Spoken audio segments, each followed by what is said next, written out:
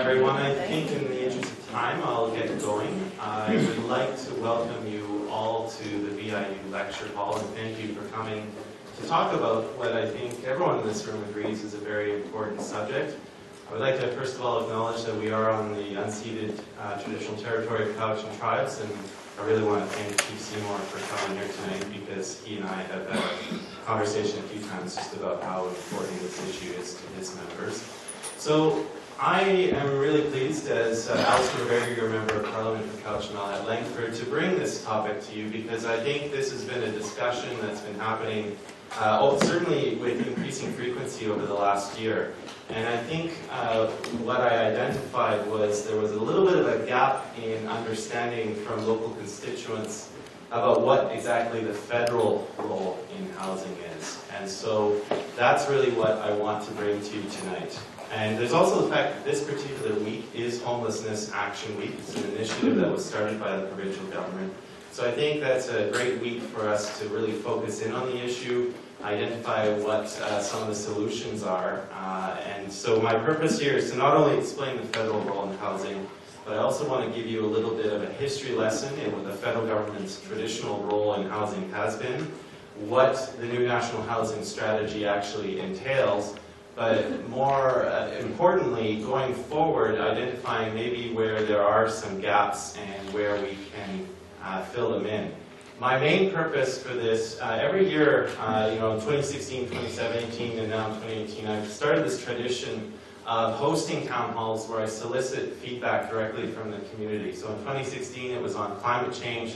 Last year, it was on food security issues, and this year, it's going to be housing. And I've tried to always accurately get the feedback I've received from constituents and put it in a report. So I'm going to compile a report based on these town halls, based on your feedback, and I'm going to make that report available on my website, but more importantly, I'm going to be handing it in to the minister, the federal minister responsible for housing, who is the Honourable Jean-Yves Duclos.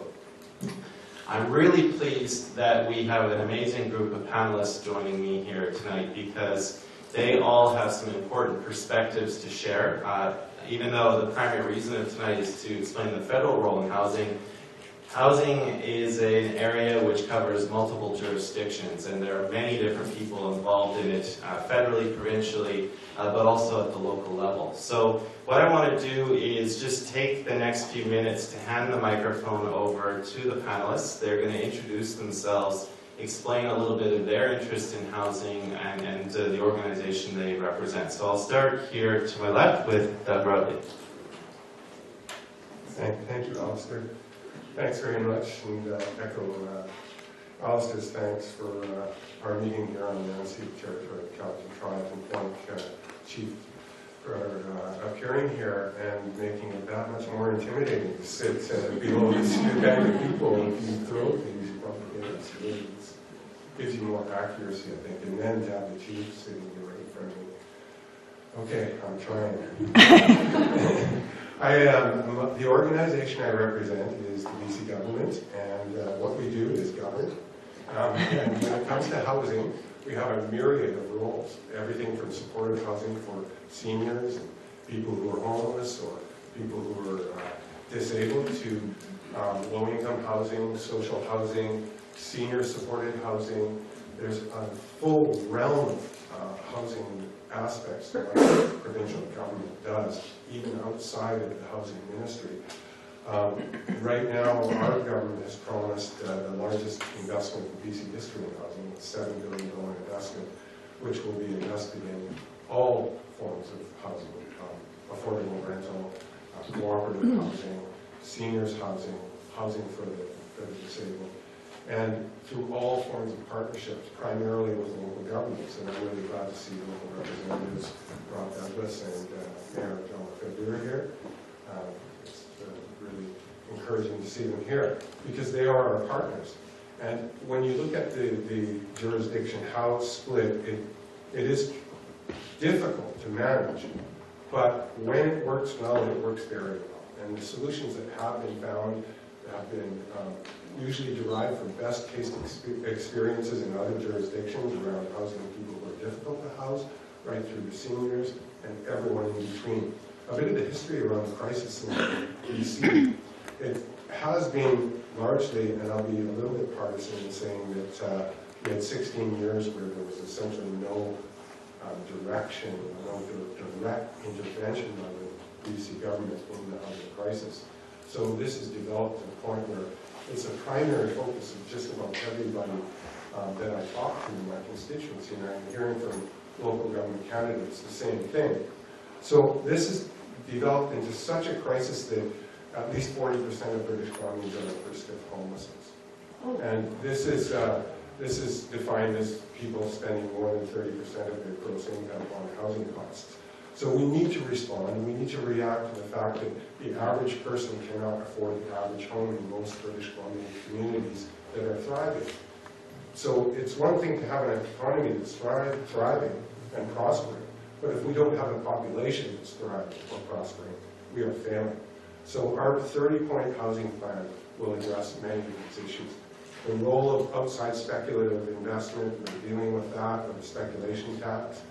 It's not a cabin tax. 99% of British Columbians will be exempted from that tax, but it does address the issue of foreign money coming in and speculating and driving up the cost of housing. And so that money, along with some other taxation adjustments to confront speculation, will feed directly back into affordable housing and all plans of capital. So I've gone way past my time. My partner up there is, she's doing this.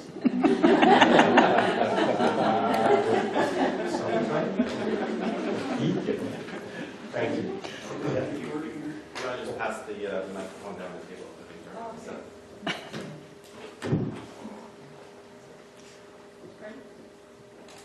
Good evening, everybody.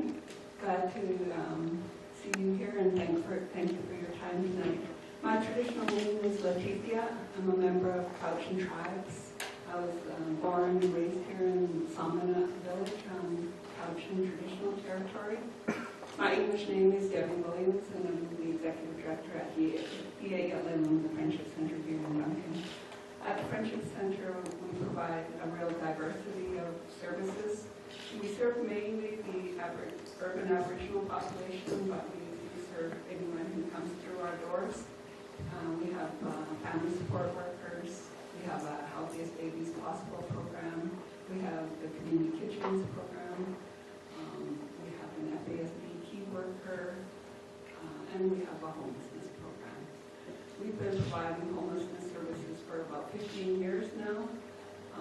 When we first started the program, there was designated funding for Duncan because the demographics showed that the main portion of the homeless population in the Cowichan Valley were Indigenous people.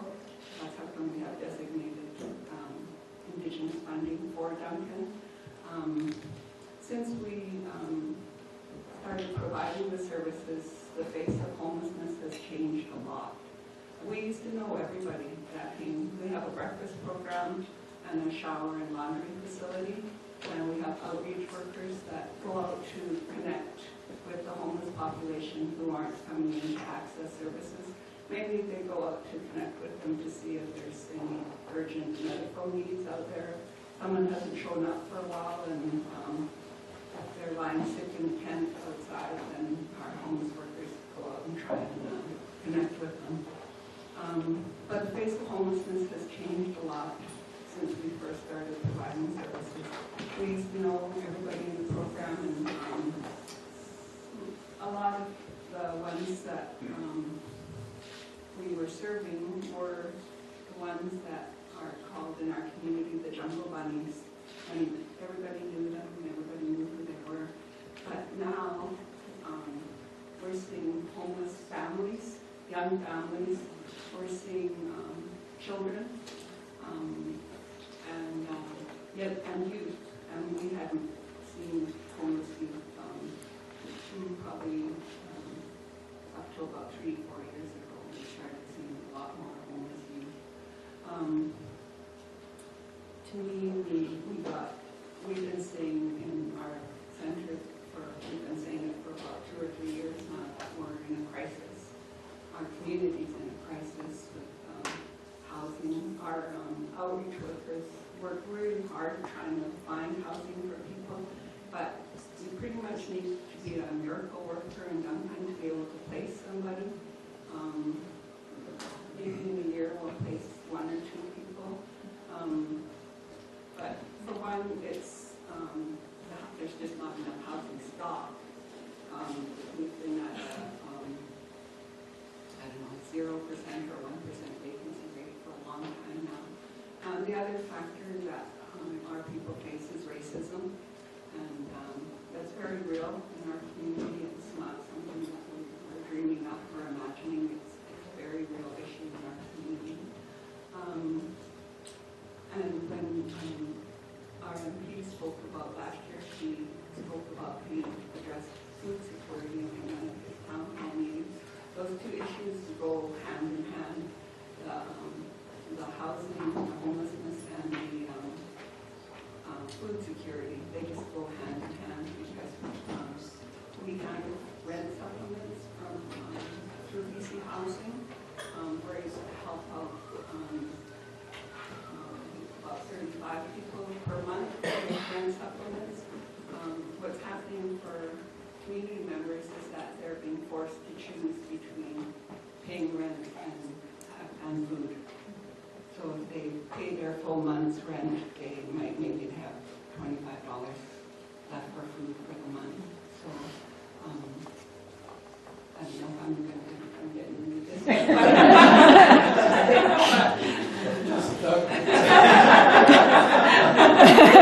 Okay. Just pass it on. Thank you, Debbie. So who am I looking at for the cutoff? Let's be clear. Sometimes we use a cowbell. Anyway, so I'm Siggy Madden. I'm from the United Way, and our United Way is a regional United Way, and it covers the area from the Malahat north up to the end of the island and out to the west coast. And I'll do a shout out to Ellen up at the top there, as a long time involved with United Way, and Corrine, our board member as well, Corrine Thompson. So I'm talking about the federal role and the United Way's role. United Way is called the community entity and receives approximately $160,000 a year to manage and to invest with the Homeless Coalition and through the Homeless Coalition here in Duncan. And I'm blessed to work with Terry and with Debbie and others on that coalition to determine where those funds will be invested. So those are federal dollars. They've been coming to this community for a good 5+ years, quite a long time. And we are now waiting as we look for more details about the Reaching Home program that will commence April 1st of next year. And what we're hearing from the federal government is that the federal dollars will continue to come into Duncan through the United Way and through the Homeless Coalition, determining where those funds get invested.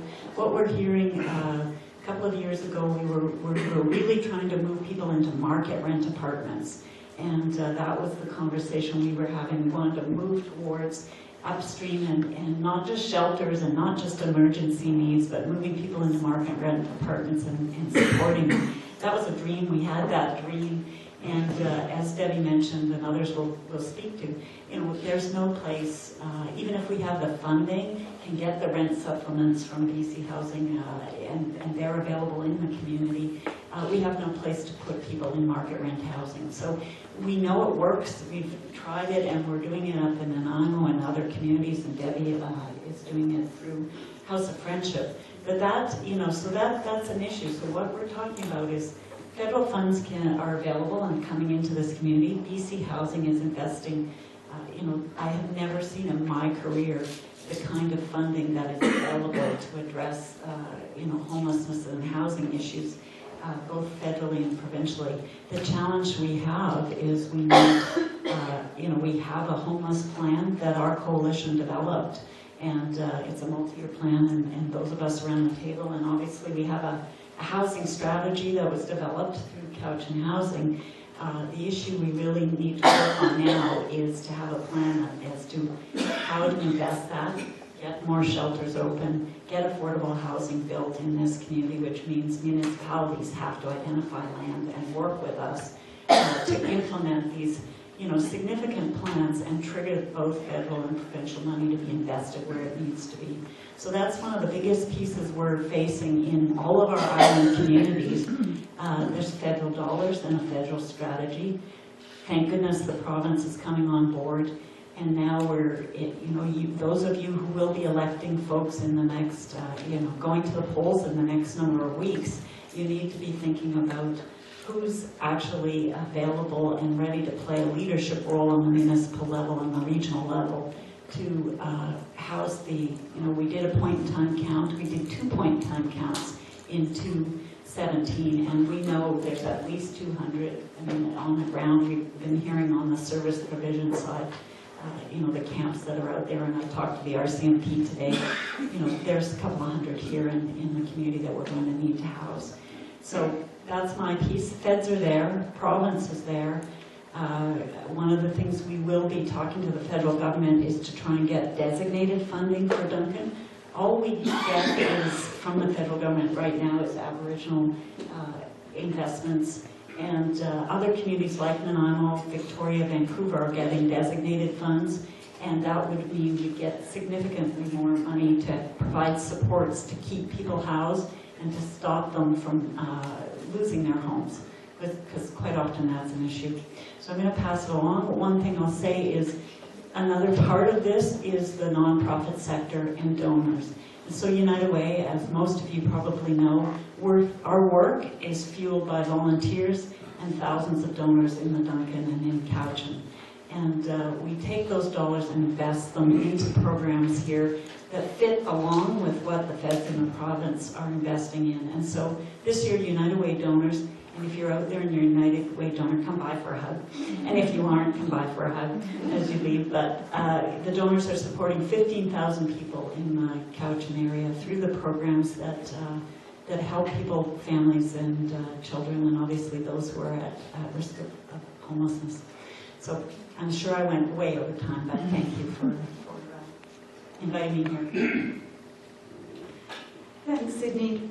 My name is Terry Manton. I'm the Executive Director of Cowichan Housing Association, and I'm here with my the Chair of our board, Chris Hall, this evening. I just want to say hi to Chris, and he's also available this evening for discussion. Cowichan Housing Association is a relatively new organization created in 2015, but it was actually the culmination of about 10 years of work of the Regional Affordable Housing Directorate and Social Planning Cowichan, created as an organization that would get housing going in the Cowichan region. We've been working over the past 3 years. We started with a generous grant from Vancouver Island Health Authority through the CVRD of about $313,000. And over the last 3 years, we've also been able to provide programming and leverage dollars from the federal government for two main streams of work. The first is prevention of homelessness and prevention of housing loss. And that means keeping people in the housing that they already have and helping people to get housing. That program has served 500 people over the last 3 years. And so that's tenancy information and education, helping people to actually get into rental housing and maintain their rental housing. Information and referral for people who are looking for housing and need referral to services and housing. One of the most difficult parts of that job, as you can imagine, is that there is no housing to get people into, virtually nothing. And we hear, greater numbers. Our numbers are showing that we're having people call us on a regular basis, saying, "I'm losing my housing and I'm looking for housing." And the other area of that housing loss prevention is emergency assistance. So we provide assistance for families, a lot of families with children, in fact, who are at risk of losing their housing because they may be evicted for not being able to pay their rent, or losing their hydro service because they can't afford to pay their hydro bills. And again, 500 people over the last 3 years. And that's, and that's under the constraints of the funding that we have.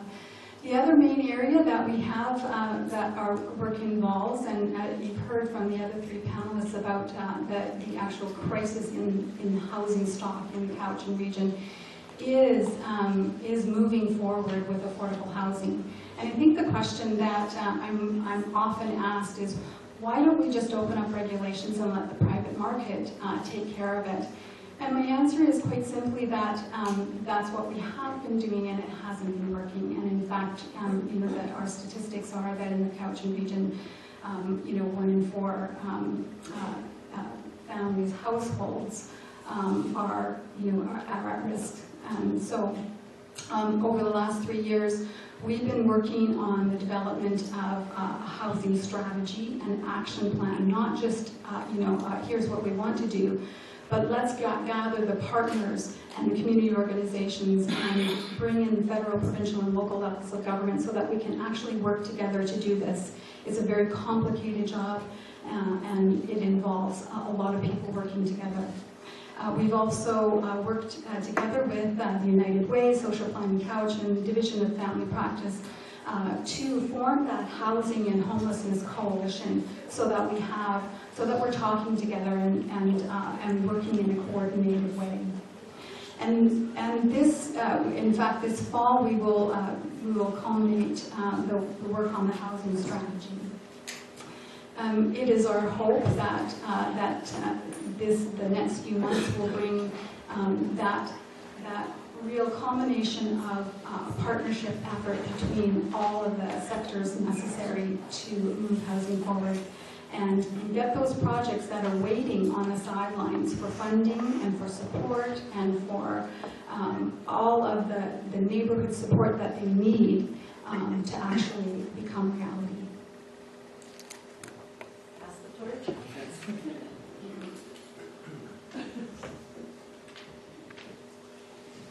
Thank you to all 4 of you for introducing yourselves and just giving the audience some base knowledge on what your organizations do.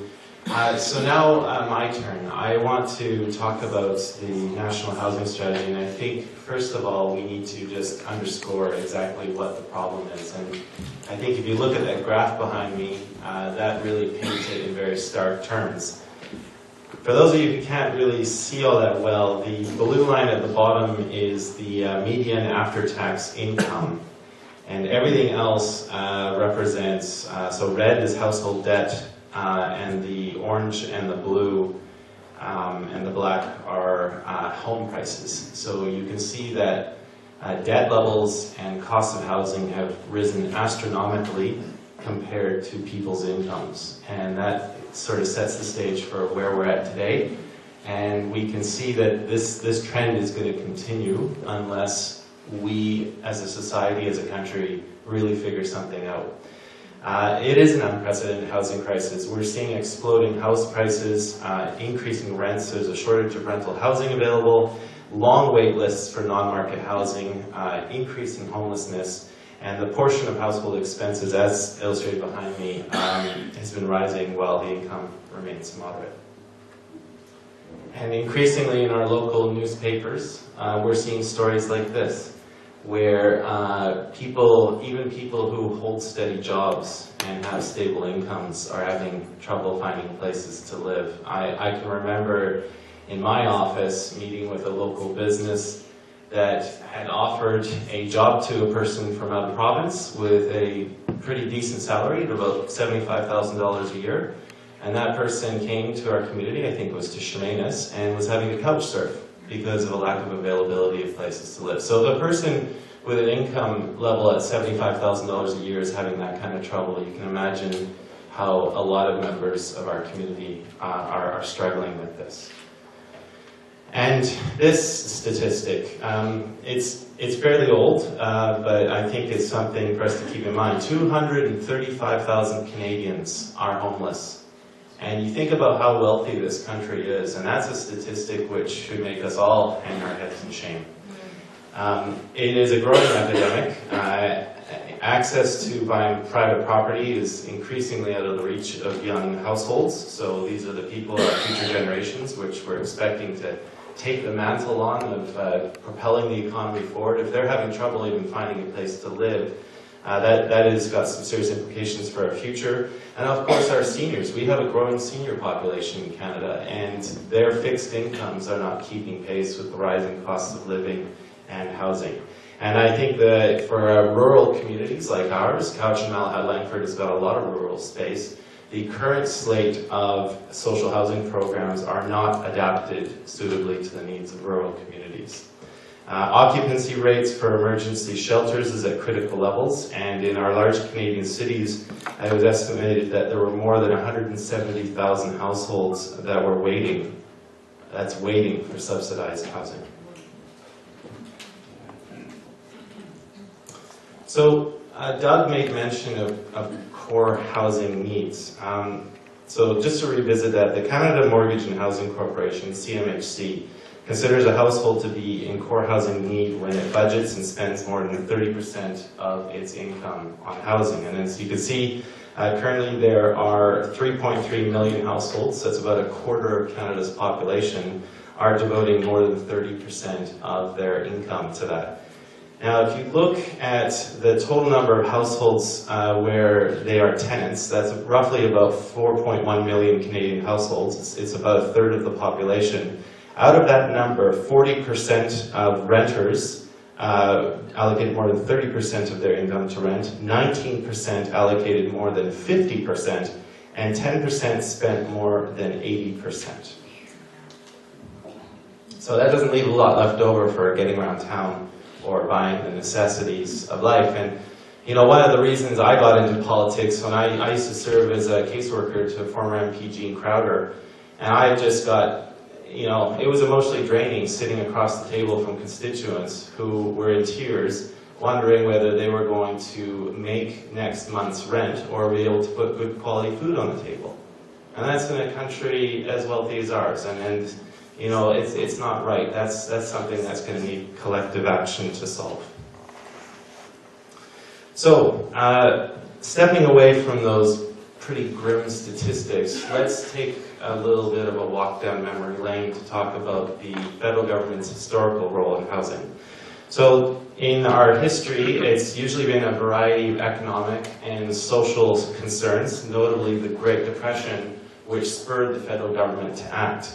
And traditionally, Canadian housing policies at the federal level have addressed three issues. They've been to assist the housing market to produce enough housing, they've provided mortgage assurance to homeowners, and they've offered assistance to people whose housing needs could not adequately be met. And interesting to note, before 1970, most of the Canadian housing programs were pretty much exclusively the domain of the federal government. So let that sink in for a second. Before 1970, it was all the federal government that was providing the impetus to these programs and addressing the needs.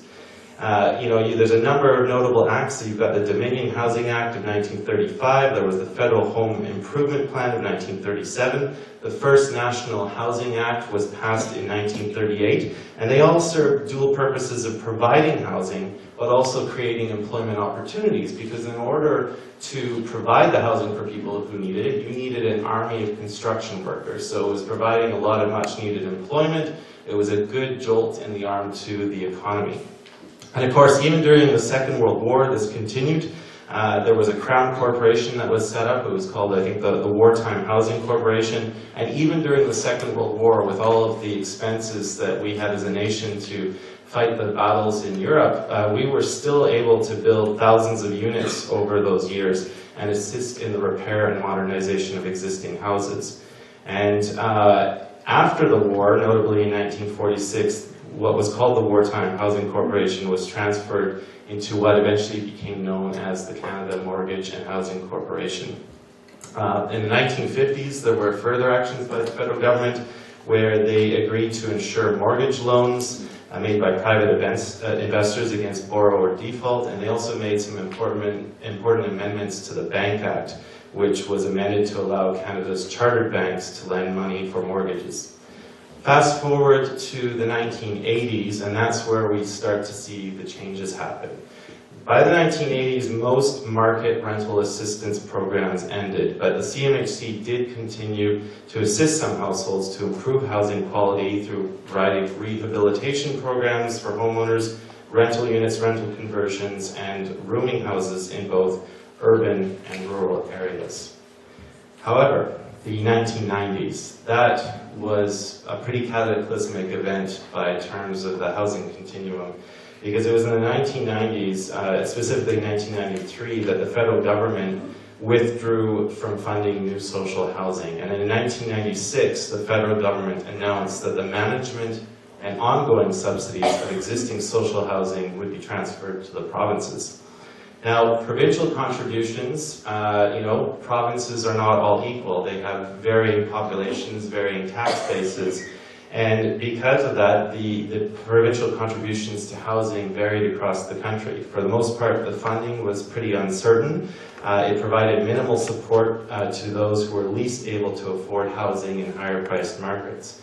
And the slashing of housing spending and the dismantling of our national housing programs really did set the stage for today's housing crisis, and it destroyed the relationships that had existed between government and community organizations for all of those decades in the 1970s and before. So cities were also left to hold on to the bag after that. They were faced with a lot of people who were in core need, but they had very few resources with which to respond to the crisis. They did try some measures such as affordable rental housing through zoning-related actions. They limited the conversion of rental units to ownership. They rezoned new sites for housing to deflect pressures from existing stocks, and they permitted second units in single-family houses. These were measures they tried within their mandate and within the limited resources they had, but really, lacking the deep pockets of the senior levels of government, really could not abate the big problem. So I also find it pretty ironic that it is a liberal government of today that's trying to fix the problems that a previous liberal government put us through in the 1990s. But moving on, because I do want to be constructive in this, I want to talk about what the National Housing Strategy is, and specifically some of the main points that it involves. So the National Housing Strategy was announced last year on November the 22nd in Toronto, and it is a 10-year, $40 billion plan that has the stated aim of creating 100,000 new housing units and aims to lift 530,000 families out of housing need. Now, if you dig deeper into the numbers, because $40 billion sounds like a lot, you'll find that it's $26 billion in new spending. A lot of the money, was previously announced. There's also a significant contribution coming from the provinces, as Doug alluded to, but also the private sector as well. Other important factors is that as a part of the National Housing Strategy, the federal government has promised to introduce legislation this fall. We have not seen it yet, but this legislation is going to require future governments to report to Parliament on a certain time frame, both on their housing targets and whether they're actually going to be achieving the desired outcomes. They're also planning to establish a federal housing advocate and a national housing council that will basically be there to provide input on housing policies and programs and help address systemic barriers that many Canadians still face in accessing affordable housing. So one of the big aims, too, is they want to reduce chronic homelessness by half, by 50% over the next 10 years. It's great to have a target like that, but the plan is a little bit murky on details, so we're not sure exactly how they're going to measure success on that. Another key feature, too, for those who need financial assistance, specifically low-income houses, is that there's going to be a Canada Housing Benefit. So this is going to be a federal benefit that is paid out to people who are having trouble making their rent, and they estimate it's going to cost about $400 million over 7 years. It's not going to begin until 2020, but basically the average beneficiary is going to receive about $2,500 per year to help out with their rental payments. And they expect about half the money is going to come from the feds and the rest from the provinces.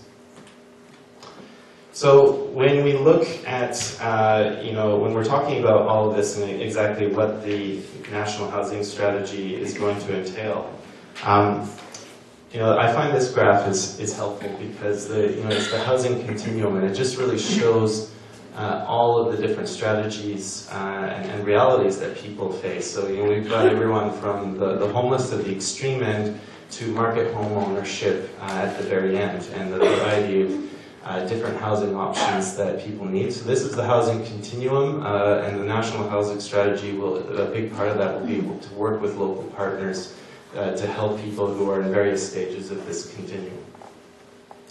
So I would say that, additionally, there is going to be also a National Housing Co-Investment Fund. They want to create 60,000 new units of housing, so good to see that there will actually be shovels in the ground. And they also want to repair up to 240,000 units of existing housing, because we know there's a lot of substandard housing out there, and rather than spend all the money to build a completely new house, we can still mitigate a lot of this by repairing existing housing. So I would say that, based on the history that I outlined, that this strategy's unveiling is arguably probably the most positive development that we've seen in federal housing policy since the 1970s. It seems that we do have a lot of serious people in the government who are quite committed to this. I think their intent is pretty clear, but we'll have to be watching this strategy as it rolls out, because it is over a 10-year period. And of course, we'll have to see if they can actually deliver on the results, because a lot of these are, they're pretty big goals, and we want to see the meat in the pudding, so to speak. So with that, I want to, turn it back over to our panelists, because I think we want to hear some local perspectives on some of what they identify as some of the core needs that are in our region, maybe talking about some of the local projects that are underway, and anything else that they think is helpful for the audience to know based on the National Housing Strategy. So, Doug, did you want to start it off? Do you have anything to add? Oh, yeah, sure. Or Terry, would you like to start with those the other way? I don't know. Sure, I'd be happy to. I do have some slides, Alistair, and yeah, and you give me a few and I'll... Okay, that'd be great. Thank you. Thank you. And actually, this works very well, I think, because, Alistair, you have provided the national picture of our housing crisis. And what I can do now is to bring it down to the local level and talk about what all of this looks like in the Cowichan region. So if you can bring up the first slide. And so just to give us a wee bit of context, we are, I think of us as a region. I think a lot of people think of us as a region that extends from the Malahat to North Oyster, from East Coast to West Coast. We have a population of almost 84,000 people. The bulk of which, many, are concentrated in the central area of the region. And as you can see by that long orange strip, I think that represents North Cowichan. We are a diverse population. We are, as you probably know, we are an aging population. The baby boomers are into their 60s and beyond now, and we are predicted to increase in our population of over 65. And in fact, projections have said that we may actually decrease our younger populations as time moves on. The Cowichan region we have about 77% of our households are owner households, and 22% are renters. And this is interesting because actually we've seen an increase of renter households and a decrease of ownership households over the last 4 years between the 2011 and 2016 census.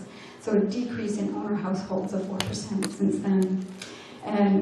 The city of Duncan has the highest proportion of renter-occupied housing, 45.7%, followed by Lake Cowichan with 25%, Yubo 25%, and North Cowichan 25%. There are 35,725 private dwellings in the CBRD. 7,500 of those or 21%, are rental units.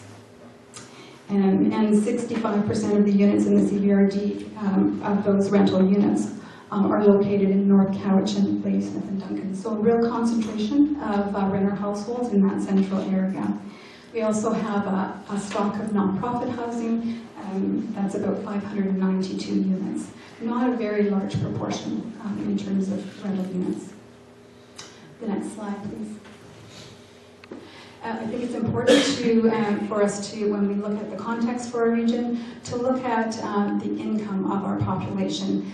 This graph, although it's a bit busy, is intended to show that while the CBRD has an annual, the households have an annual median income of about $65,000 a year, that looks very different depending on the type of household you are and where you live in the region. So you can see that that graph is showing that for each area in the region, the income levels for lone households, single parent households, and couple households, and there certainly is quite a difference in those areas.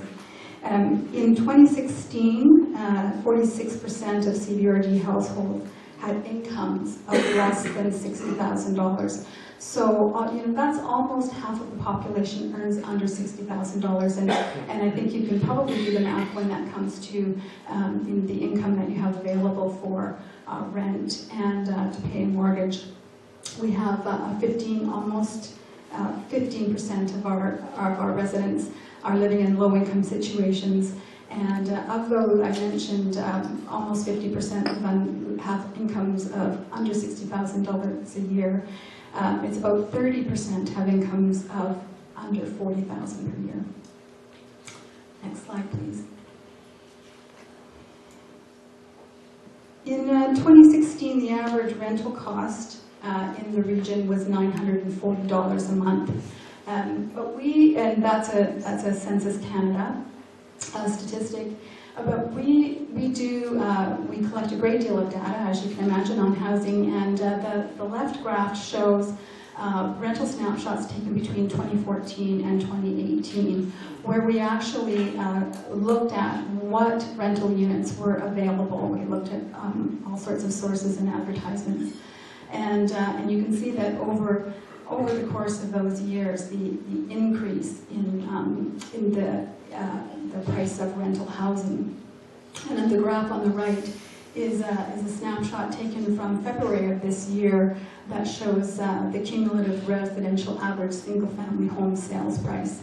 And in February of this year, it was up over $460,000, and I believe it's the average is now around $500,000. It's increasing rapidly. And we also looked at that this graph doesn't show. We also actually did a point-in-time count of listings, single-family home listings that were available. And in February of 2017, about 47% priced at $300,000 and over in our count. And in February of 2018, about 70% were $300,000 and over. And what we're hearing from realtors is that houses that are going at those, ownership houses that are going at those affordable rates of somewhere, under $350,000 get snapped up so quickly that they're very difficult to obtain. I should also mention too, in terms of rental housing, yes, between 2013 and 2017, our vacancy rate decreased by almost 7%. Next slide, please.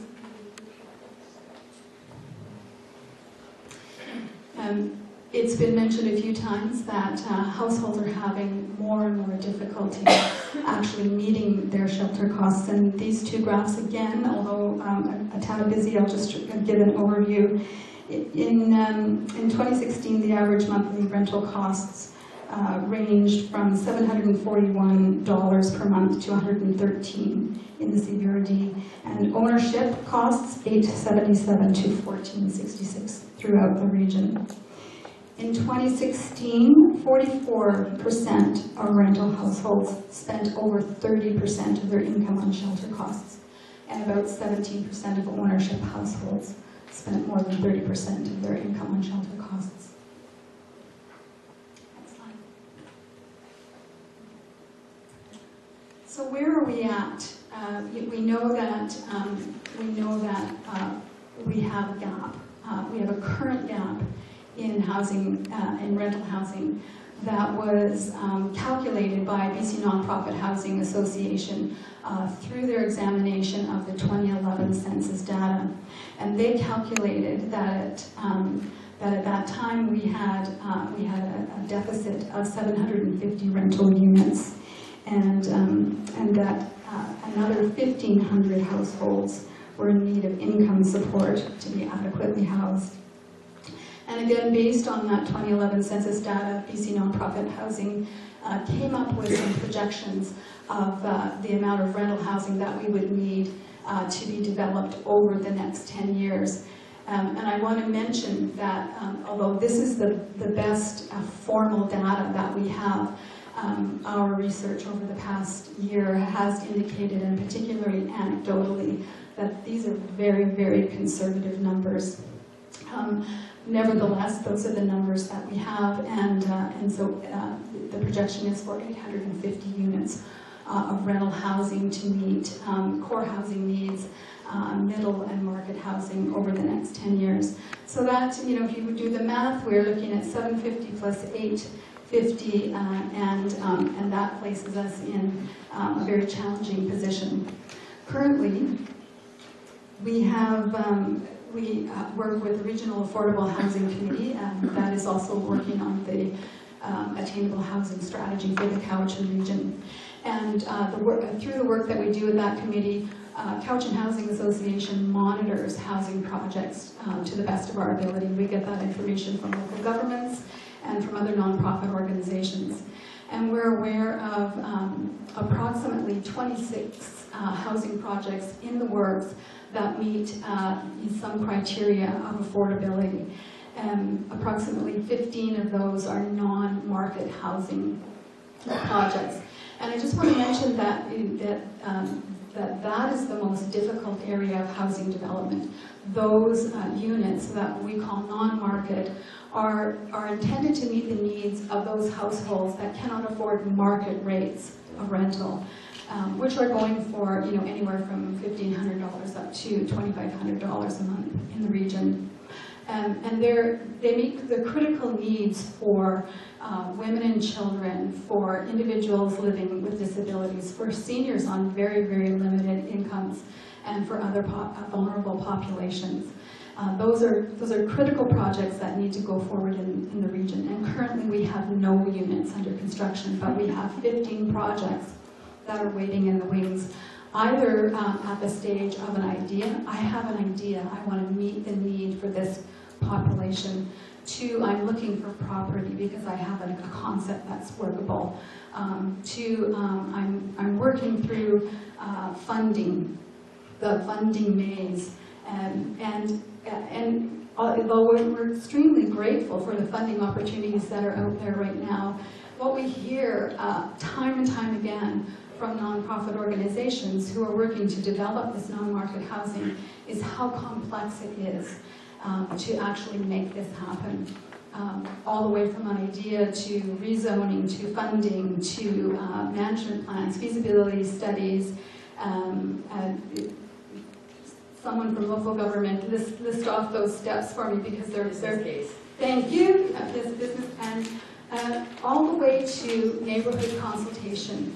And this is, that's one of the end steps that can make or break a project. It's hugely time consuming.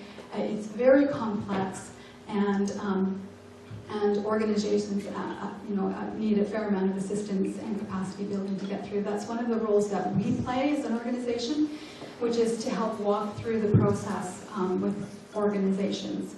But nevertheless, those steps have to be taken. One of the key areas of the strategy that we're working on is to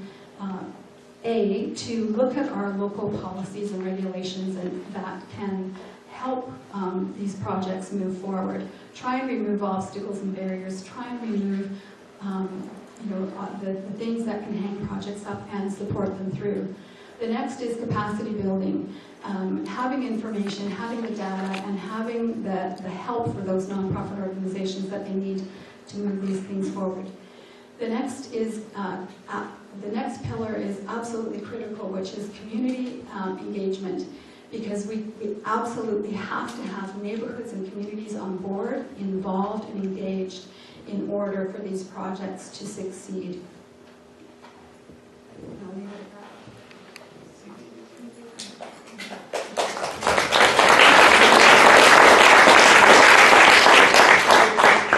Anybody want to stand and stretch? Or I'll keep going. I want to talk about the changing face of homelessness, because I think that's going to be one of the pieces that the province and the feds and those of us on the ground have to really understand as we develop the kind of housing options. And I won't get into it in a big way, but really for many years, those on the ground, the service providers, have been working with the chronic and what we call chronic and episodic homeless. And many of that population were male. Obviously, a significant portion in our point-in-time counts have been Aboriginal. Many folks have been had mental health issues and addiction issues. And so for many years, the social service sector and those of us who are funders or managing funding have been working to create housing and help folks with multiple levels of barriers to get into housing. And so that requires, often somebody needs more supports. They can't just go off the streets and into a market rent apartment or even into an affordable housing and make that transition without supports. And so that's where the brilliant organizations, nonprofits on the ground that United Way and government funds to support people. So that's kind of one, I won't say the classic, because it's just, when I look at what we've been addressing on the island through the homeless coalitions or the groups, that's often that chronic homeless folks that many of us have been focusing on. What we're seeing in the last couple of years, and obviously Debbie will speak to this, and I'm sure you'll see it here in the newspapers, and that is there are different people who are now facing homelessness. I mean, we got a call last week, a woman living in her car. She had kids. The kids were in school. She had a job. She was living in her car in a parking lot, and she was going, what do I do and where do I go? We get calls like that all the time. Our agencies that United Way is funding gets calls like that. These are folks who were never homeless before. And we're also facing, one of the biggest, and I know Terry's data, and obviously what you're talking about, Alistair, is seniors. We are seeing more seniors who had jobs, or they were part of the community. They did their piece. They're now retired. They're living in a rental market, rent apartments that they've rented for years, and then suddenly the owners or some situation has changed and that housing has shifted and they've lost their housing. And so what we're seeing on the ground is folks who are not, they've never been in a shelter. They're not folks who've ever turned to it, even in a lot of agencies. And so I bring this up because as we, as a community, tackle these issues, feds, the province, those of us on the ground, and direct service agencies, we have to think about the different kinds of folks who are facing homelessness and the different kinds of solutions that are needed, because not one size fits all.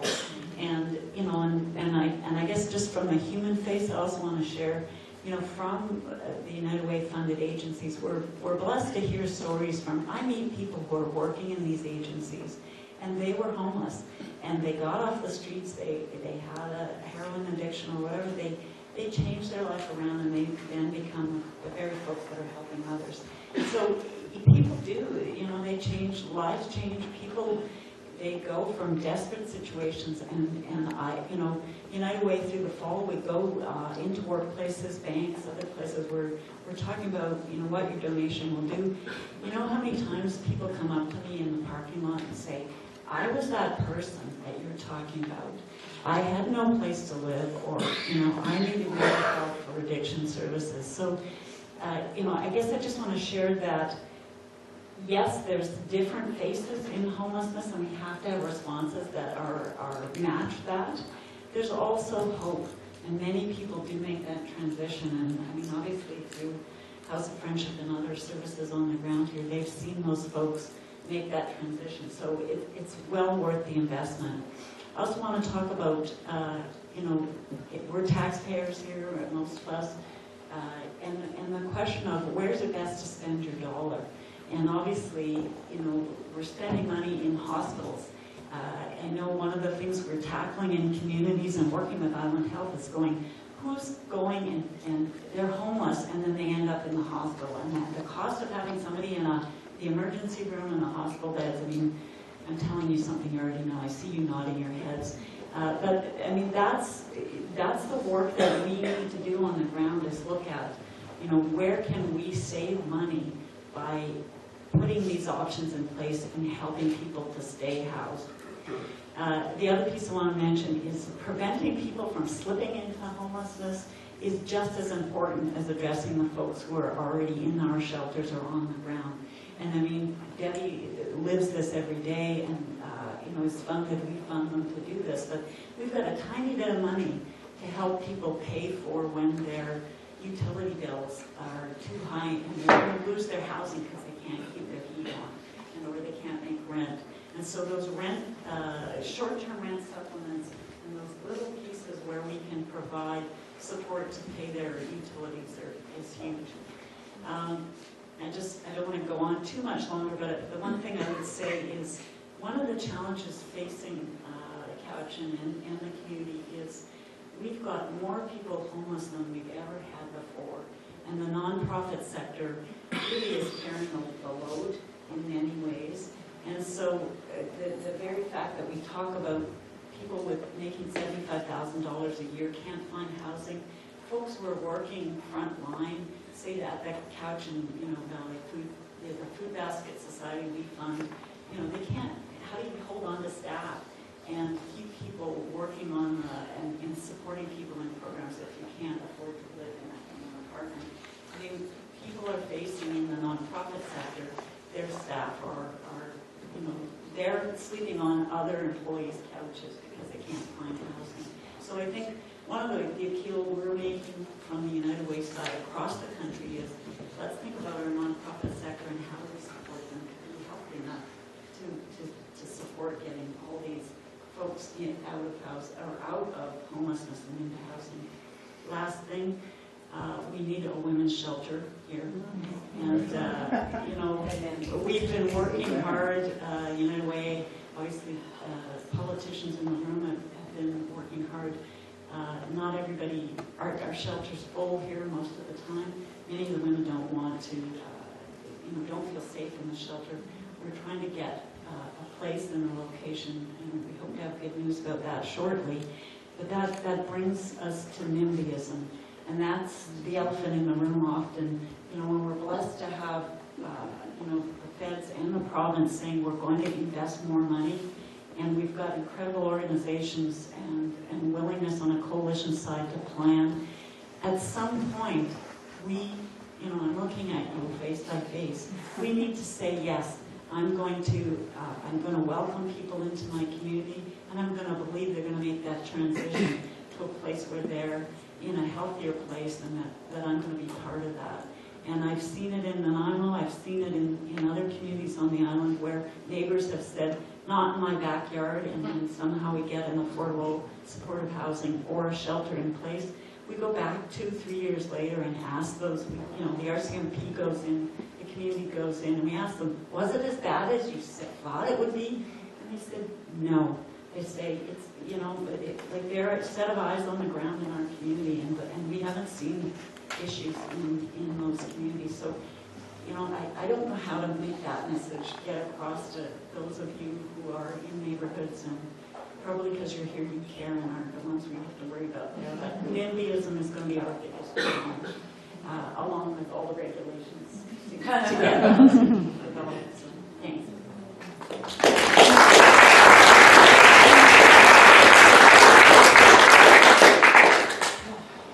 So thanks for shining a light on some of those issues I went to the National Housing Congress early this year, and one of the housing providers that spoke was a woman that had just left a good job to work at a housing project. She'd been at the same job for 12 years and went over to a housing project, and she started really doubting her decision. She said, "Oh, did I do the right thing? This is hard work." And she went for a walk outside, and there was a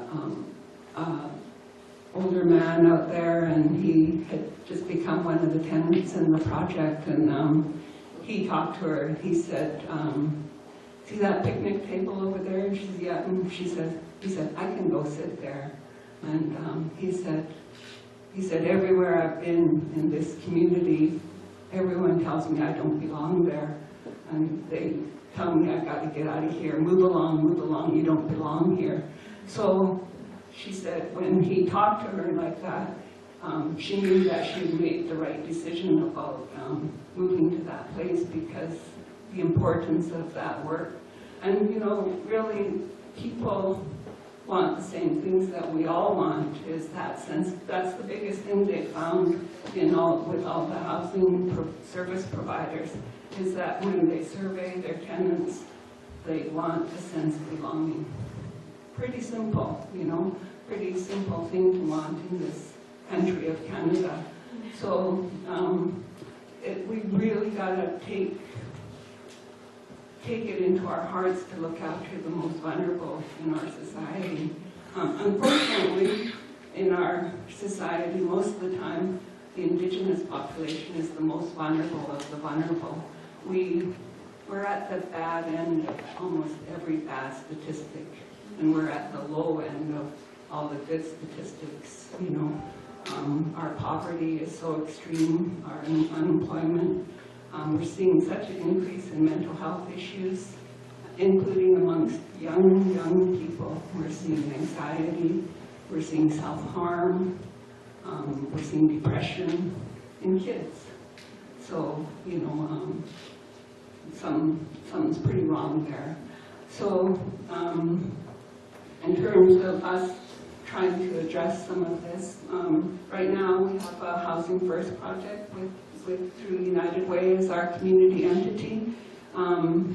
We only plan on housing 3 to 4 people this year, and that doesn't sound like much, but it will be hard work. But we do have landlords willing to work with us, and in my experience, landlords do want to be, a lot of the landlords want to be part of the solution.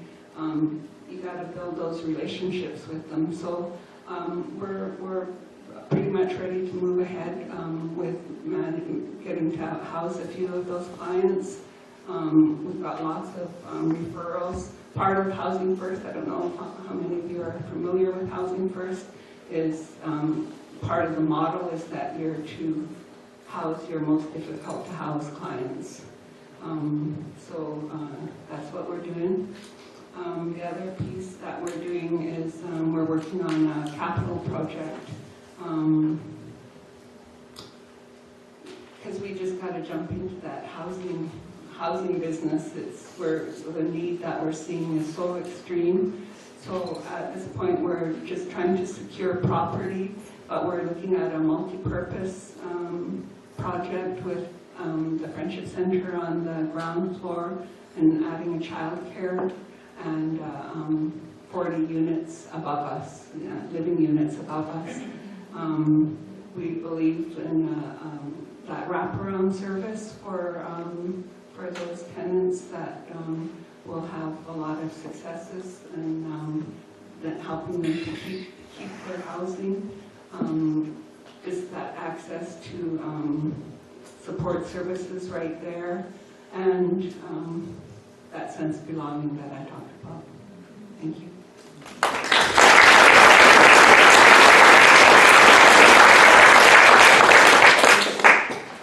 Thank you. I'd like to address the approach that we're taking in the provincial government to the issue and focus on 3 areas. One is the market conditions, second would be the supply of housing, and third, the protections in the rental housing market.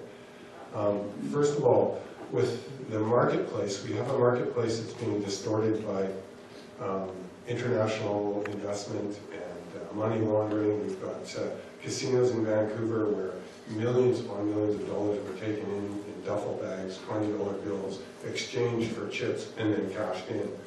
Then invested in real estate and properties. We have whole blocks of houses in Vancouver that are sold for multi-million dollars and then left empty for years.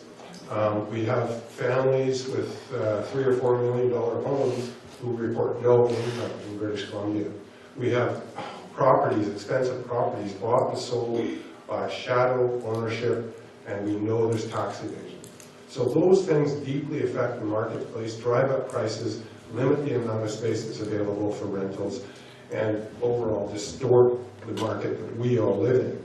So we are taking a step with speculation tax and trying to address empty homes and secondary homes of non-resident British Columbians. So when those homes are empty, not rented for 6 months, at least 6 months out of a year, those people will be subject to a tax of 2% of the value of the home. And for British Columbians who are residents but have that secondary home, they will pay 0.5%. They represent roughly 1% of the population. 99% of British Columbians will be exempted from the speculation tax. It's aimed at foreign investors and Canadian and non-resident British Columbian investors who are parking money in our market and driving up prices. We've increased the property transfer tax for properties over $3.5 million. And these steps, adding revenue from the market, will be fed back into the housing market through affordable housing.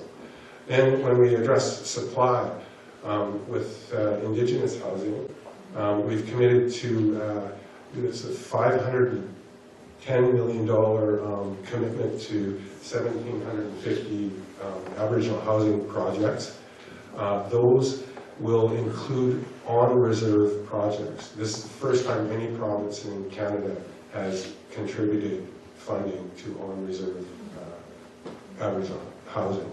So that, I think, will help, and we'll be partnering with First Nations all over the province in order to deliver that. In the 1990s, we delivered 90,000 co-op units of housing. And Rob Douglas is nodding his head, Mr. Co-op. But we've committed to repeating that in the next 10 years. We're going to invest $550 million in 1,750 social housing units, and those will be supported housing, and those will also create 2,000 jobs. So $170 million per year in operational funding, 24/7 support, is already being delivered. In the case of the homeless camp in Nanaimo, that camp is going to be, the people will be dispersed, but not back onto the street, into housing. We've already purchased massive amounts of worker housing from the oil fields in northern BC and Alberta, and that's on its way to Nanaimo. That will be set up, and 170 people will be put into those units on a temporary basis while they're moved into market and social and supported housing, depending on their need. So that's the sort of thing that's happening in different communities around supply. We're working with local government, as has been said. We need the partners who will identify the land that can be used to deliver housing to British Columbians. And then finally, when it comes to protections for renters and protections in the marketplace, there were a number of steps taken over the last decade and a half that exposed us all as British Columbians to this crisis. One of them was the dismantling of protections for manufactured home park tenants.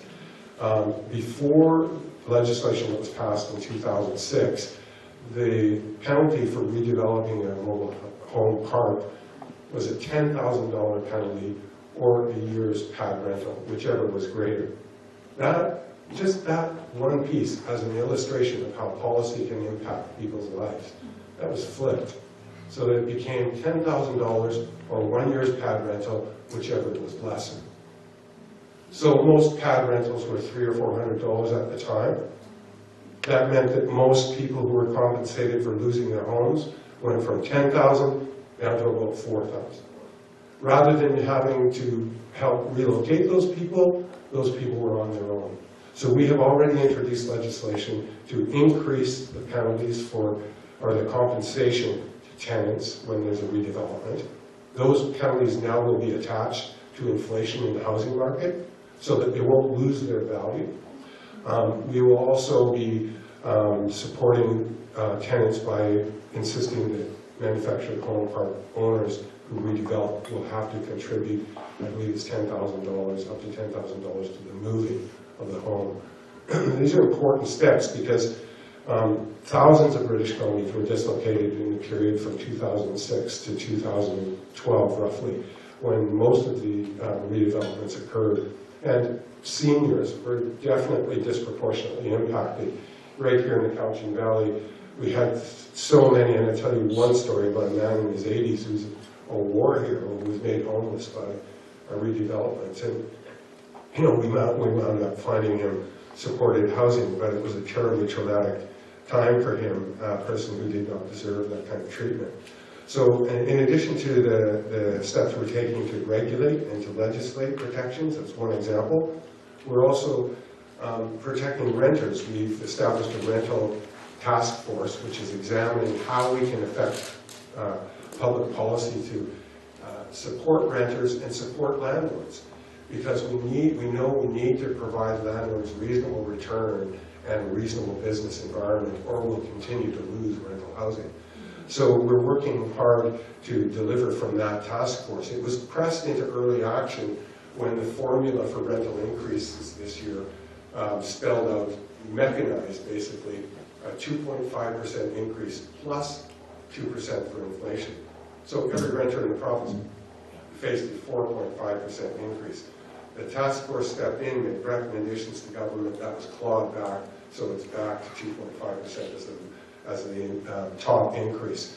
But there have been a lot of other things, like the fixed term lease loophole, where if you were renting, you had a fixed term lease, that would end, and the landlord would say, well, you can stay, but you're going to be paying 50% more rent. So those kind of loopholes, those public policy pieces they create structured inequality in our society. They penalize the people who are most disadvantaged, particularly when there is a crisis like our housing crisis. And those are the steps that we need to take to reestablish support for people.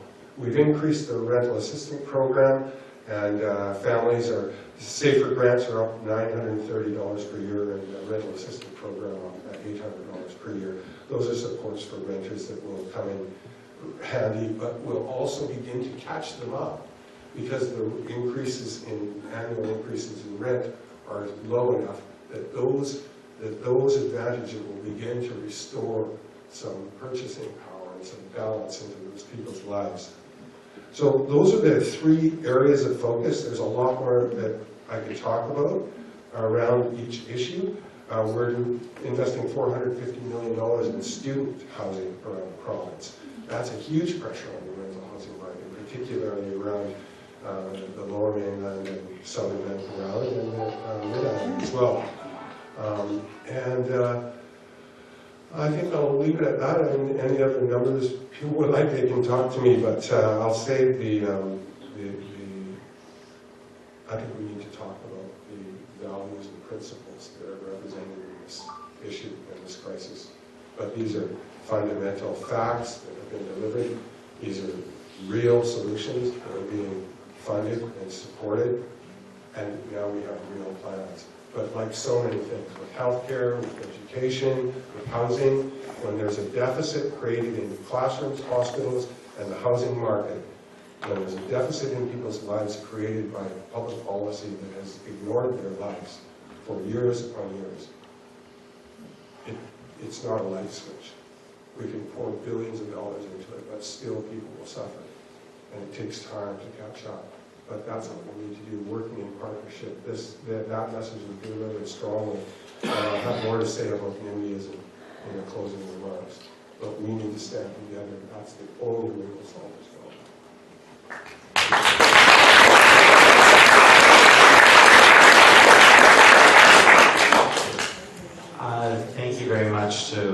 four of you for adding your expertise and your insights in this. Right now, we'll open it up for a brief round of questions, and so that everyone can hear you, I'll try and pick out hands and be as fair as I can. I just ask that when you ask your question, try to use what I call a parliamentary voice, and so the whole room can hear it. So, Gail. I'm just wondering, I might have missed something, but does multi-generational family housing play any role in any of the plans that are being considered? I think that there's a lot of focus on the nuclear family, there's a lot of focus on singles and living. There's very little focus that I've ever heard on creating a housing strategy that allows families to live together and support their elders. We're looking at trying to put something together like that where my mom can come in and we'll create a space that is designed for her with her failing vision and all of the other issues that she's experiencing. And that we would then live in that space after, she's gone, because it would be designed for an elderly person who can't get up and downstairs and doesn't see very well. And so I really think that a lot of the housing crisis and a lot of the emotional trauma that youth feel is from this disconnect. I grew up in a family house, right? There was always at least one old person there. Really old person there. My best friend when I was a little girl was my Uncle Jeff.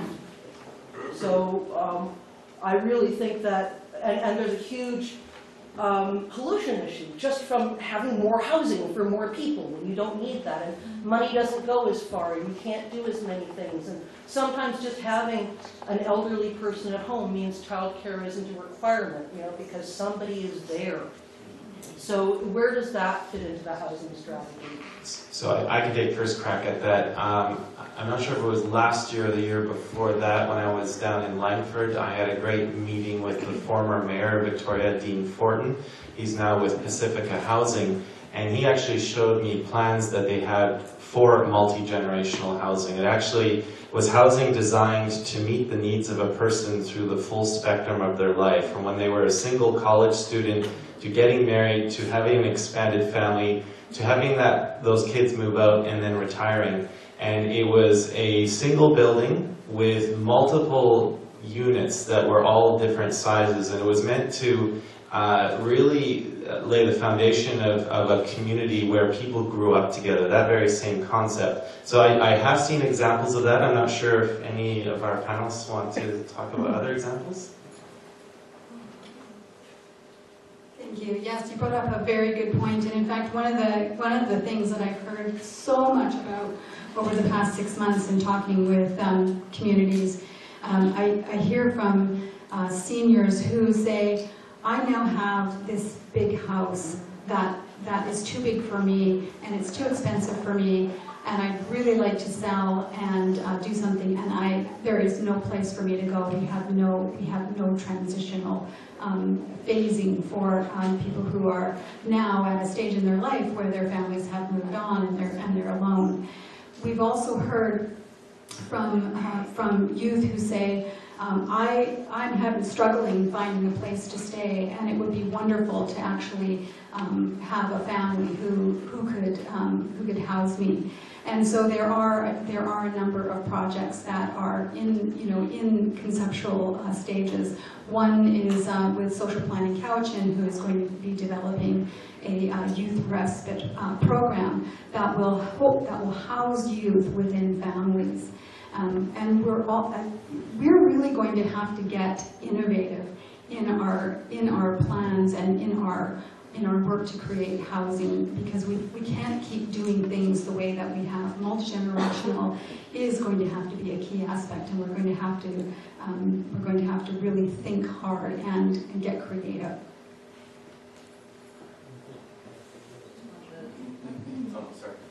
I just wanted to talk very quickly about a project that isn't specifically about the same family, multi-generational, but BC Housing has funded a project at the House of Friendship in Nanaimo, and Cowichan-Malahat-Lanford. It's an incredible project because it's got elders and youth living in a space, living in their own spots, and then having a communal space in the middle. And I know of it because we fund the Young Mums program, which is in a building next to this site. And the Young Mums program is about helping women hold on to their kids if their teens are in their early 20s, or get their kids back out of care. It's a fabulous program. But what's come about is this whole interplay and relationships, and they're not all related. They're between the elders and the youth and then the young mums who are and so that intergenerational piece has been it wasn't necessarily all planned that way, but it's worked out that how helpful it is for the young mums to get help from the other family members, and obviously that's the traditional way, right, to have it multi. And there's childcare, we're funding the childcare program, so it's I'd love to do that. I'd love to be doing that.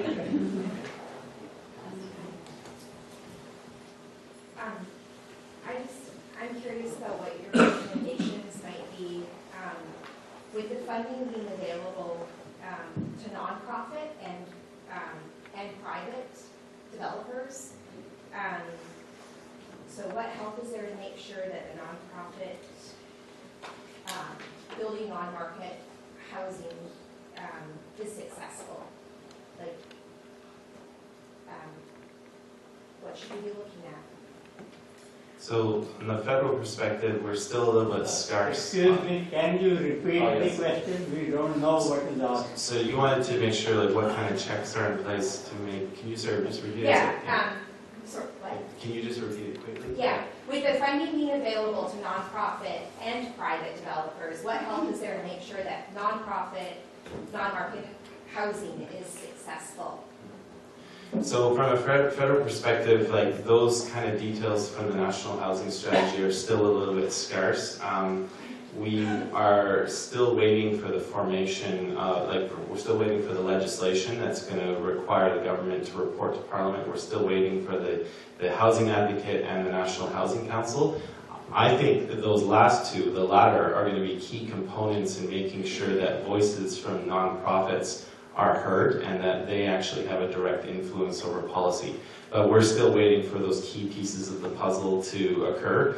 The announcement was made with great fanfare, but we are still waiting for the lion's share of this funding to roll out. So that's probably been one of our biggest criticisms, is that we're dealing with a crisis right now, but the way this plan is rolling out, it doesn't seem to be coming out in a way that you would usually react to a crisis.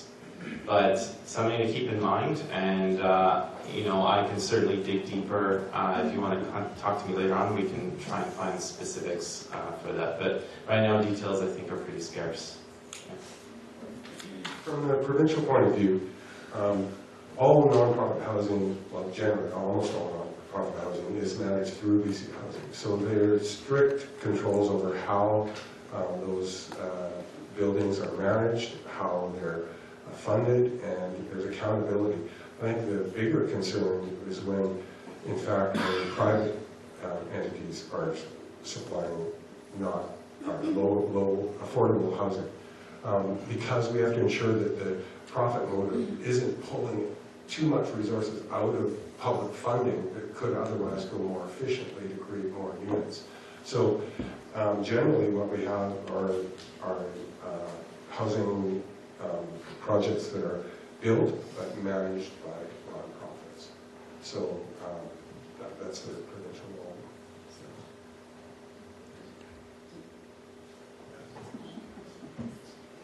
I know one of the things that those of us on the ground who are trying to, create plans to solve these problems in a thoughtful and based on what we know is happening on the ground.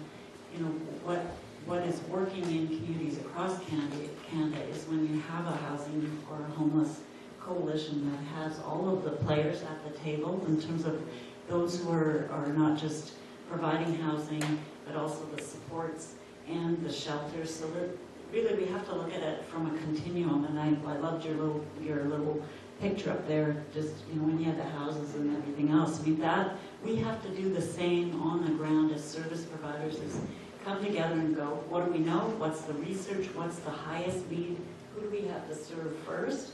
And and then match that to what's available from the funding side. But as I said, we're kind of blessed right now because of the stars aligning and politics aligning that we've got funding available. But so our job on the ground is to have these homeless coalitions and affordable housing strategies. I lift these documents. We've got 2 very strong documents in this community around affordable housing and around homelessness. And so our job is to go, what is the population that we need to serve quickly? And, if there's 2 or 3 populations that we can, populations, homeless types or groups, and then work as a group on the coalition side to say, okay, this is where we're going to make this case for the government, and this is what we want to have funded, and PC housing, and then Terry takes over. I think I heard in your question, I just want to clarify around what can be done to ensure the success of nonprofit organizations who are who want to build non-market housing. And if I'm right, then I think it goes back to what I was saying earlier about this challenge that we have in the community, that we need non-market housing desperately to serve people who cannot afford market level rentals. And the challenge is that so many nonprofit organizations are doing this on a volunteer basis and are challenged with the capacity and the labor and all of the things that need to be done to get housing built, and it's very complex. And it often starts with just, where can I get land? And if you're blessed with land, that is wonderful. But beyond that, it's a heck of a lot of work. One of the things that Cowichan Housing Association has been working on, and that we have proposed to local government, is a housing trust fund that would hopefully provide seed funding to nonprofit organizations in their quest for housing, for bricks and mortar, and provide the capacity to actually work with and support organizations by helping them with information about walking through that whole development and conceptualization and feasibility partnership building process, and to help them move those projects forward. So we'll go at the very top and then you next. Yeah. Hi. Thank you so much for bringing this all together. It's absolutely fantastic information that you have, and it's also very, very confusing as well. I'm 56 years old, and I'm from Newfoundland, and I've spent 27 years of my life here on this island. And out of my 56 years, I'm amazed at how the level of poverty is still here in our midst. When I was 6 years old, I had to be placed, my mother, I had to be placed into care with the nuns at the church, with myself, 3 sisters and 2 brothers, and for 6 months we had to be cared by others. We were separated from our brothers so that our mother could find work, and of course we're talking quite a long time ago, 50 years ago, because I was 6 years old when this happened, and I'm now 56. And I still cannot get past the idea as to why it is I've heard over my lifetime, it takes a village to raise a child. It takes a village to raise and come together and be together, but I never ever see it. It's all word, all the time. But the part that I did see and did understand, the part about the village, it takes a village to raise a child, was where my parents had to leave us with strangers, with individuals that they could trust in organizations, which are not anymore.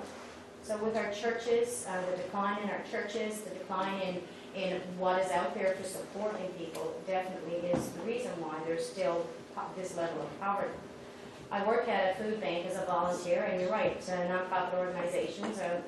I'm trying to grasp that idea that if we as an organization take on that task, I do not have the skills, the abilities to put together that type of housing, nor do I have the extra time outside of my work life already, because I am volunteering over 20 hours a week just at this organization, above and beyond my work life.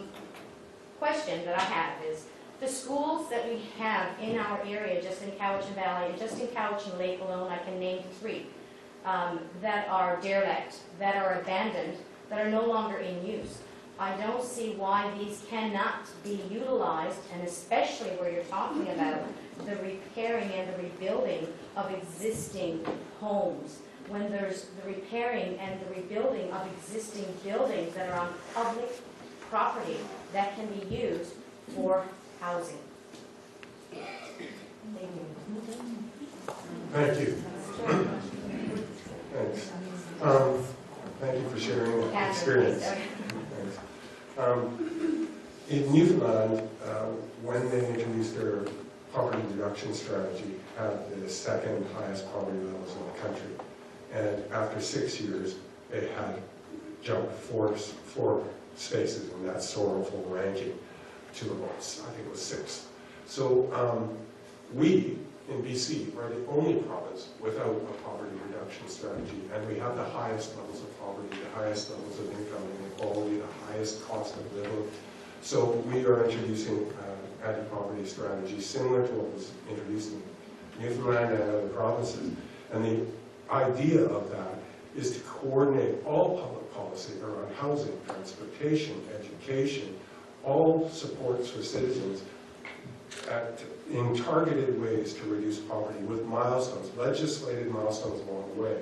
And our understanding is that we can move BC from second worst to second best within 7 years if we work together. And housing is obviously a key piece of that. But when we look at inequality in our society, it's still very deep, and our systems haven't been constructed to deal with the level of pressure that they're under. At the same time, resources being pulled away, cuts to all of those services, and they were simply overwhelmed, but we were busy trying to restore it. Not to be a broken record, but I really think at this juncture, in the next number of weeks, take the time to interview people at your school board, running for your school board and running for your municipal councils, because we have a very specific experience in my staff person trying to get the women's shelter up and running. School district said happily they would, they would lend that space for a cold wet weather shelter for 15 people. BC Housing was right there with us. We had a great service provider, and it didn't happen because of what happened at the municipal level. So, you have an opportunity right now to talk to each of the candidates and find out where they sit at being part of solving this crisis. And what are they going to do from making land available, doing the zoning to make it possible. And with the school district, we found them quite open to using spaces and lending spaces, and that the school district hasn't been the issue here. But it could change when you get a new school board in. So. Thank you for sharing your experience. I really appreciate that. And here in the Cowichan region, we have 1 in 4 children living in poverty, and in some neighborhoods, as you saw earlier, the region is, different parts of the region are very different. In some neighborhoods, that number is probably somewhere in the neighborhood of 1 to 3. And we have anecdotally have heard many stories of moms, new moms with babies in hospital who are at risk of losing their children because they do not have adequate housing to take baby home to. And there is a lot of work going on to address that. And it's going to take all of us to address that issue. And I just want to thank you again for bringing that. Thanks. Hi, I'm Jenny. I met with Terry a couple of years ago. I'm the one who suggested about the village people too, that we have multi-generations in the building co-ops and have the youth help the elderly, and the elderly can train the youth on skills that they may not know that they have now. I don't know how much feedback that was ever put through about that, or is it, you know, co-op housing just kind of wait until the land is bought before they make any decisions? You can answer that one. Yes, and thank you. And that's a topic that's come up many times over the last couple of years in my conversations. And I just want to reiterate that we have no shortage of project ideas here in the region. And we have many organizations who are wanting to jump in and do projects. And there's at least one organization that I'm aware of that is wanting to create a cooperative association. What we need now is the ability to actually take those dreams and turn them into reality, and that means that support to help move these things forward. Support of who? Supportive organizations to help them move forward. Yeah. Your neighbor, just a quick one. We want to try and get Yeah, I'll try to be quick. I am a student at this university. I'm also a person that lived on the street. Got 20 years in recovery from drug and alcohol addiction. One of the things that, when I first got clean and sober, was that there wasn't enough beds. The government wasn't providing beds or enough beds. I had my name on the list for years to be in social housing, and nothing worked. My family ended up having to pay for me to get a treatment center. And,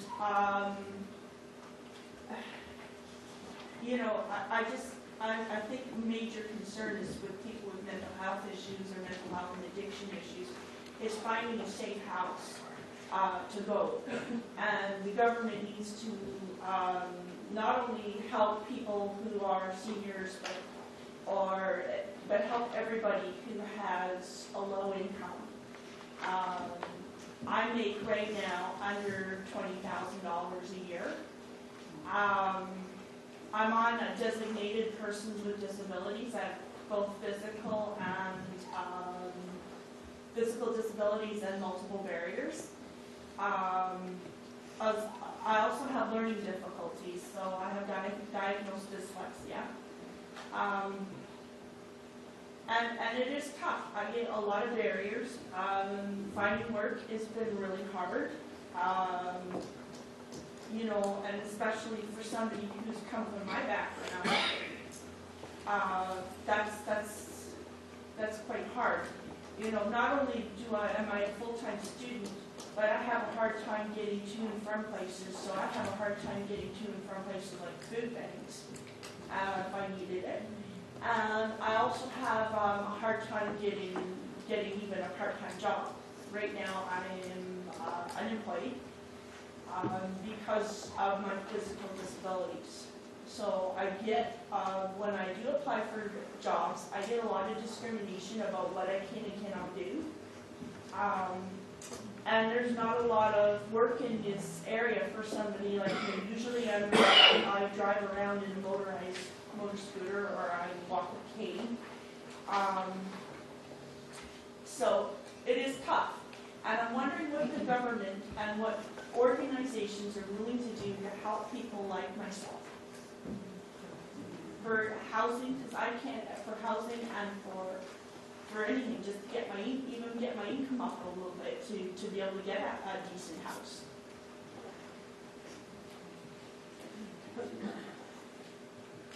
Thanks.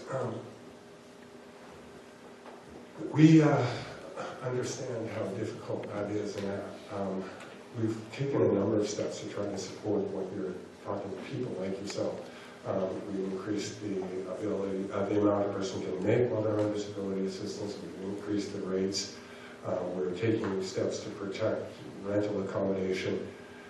But more importantly, we've established a Ministry of Mental Health and Addictions so that we're able to focus solely on that aspect of the health, housing, and homelessness issues and crises that we're facing, and support it through supporting treatment facilities and opportunities for people.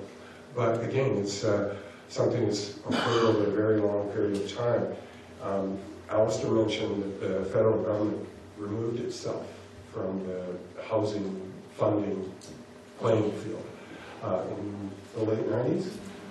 In 2006, they came back to the field with some funding, with some transfer payments. It was Paul Martin who cut those transfer payments in the 90s as federal finance minister. But it was actually the Conservative government that brought housing funding back federally. But the provincial government in this province in 2005 made a promise to create 5,000 long-term care beds. They were under extreme heat for not having followed through on that. They only closed facilities, not opened any new ones.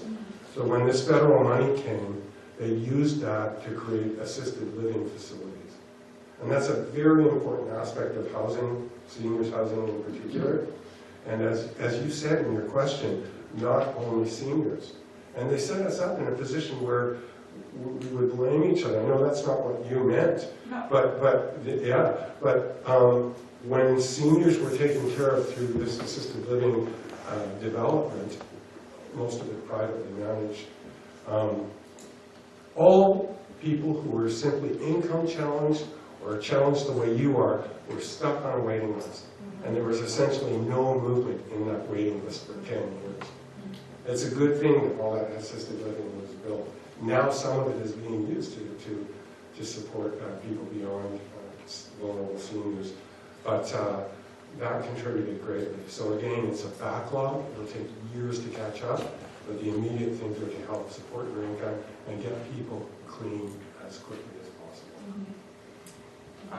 I'll give you a brief answer, but I'll follow it up with far more detail. I'll share with you what my colleague Cheryl Hardcastle, who is our accessibility critic, has been doing on this. The federal government has fairly limited jurisdiction, but you mentioned drug addiction and mental health, and I think, given where we're at with the opioid crisis and what's going on all around in our communities, I think we as a country need to have a strong conversation about how we approach drug policy, because the current criminalized approach has been an utter and abject failure, and we need to stop treating people who are hurting as criminals and start treating them with a health and social-based policy that treats them as human beings.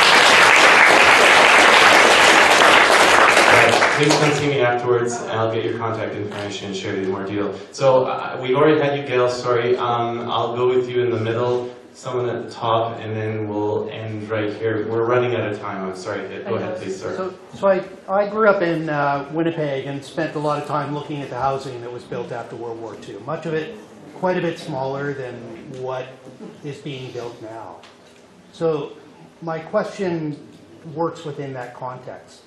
What can be done to encourage non-traditional private housing, i.e. smaller domiciles that can accommodate one or two people?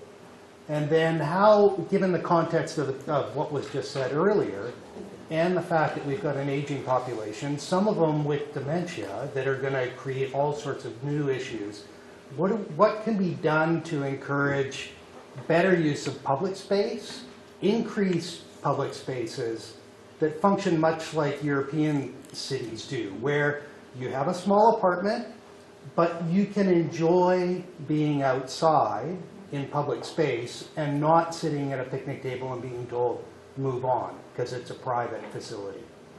So I'm curious about non-traditional building, and then what can be done within this context to encourage public utilization of spaces and dealing with some of the other issues? So my short answer to that would be to the local land use authorities, namely the municipalities, in creative zoning and what types of buildings they allow on different properties.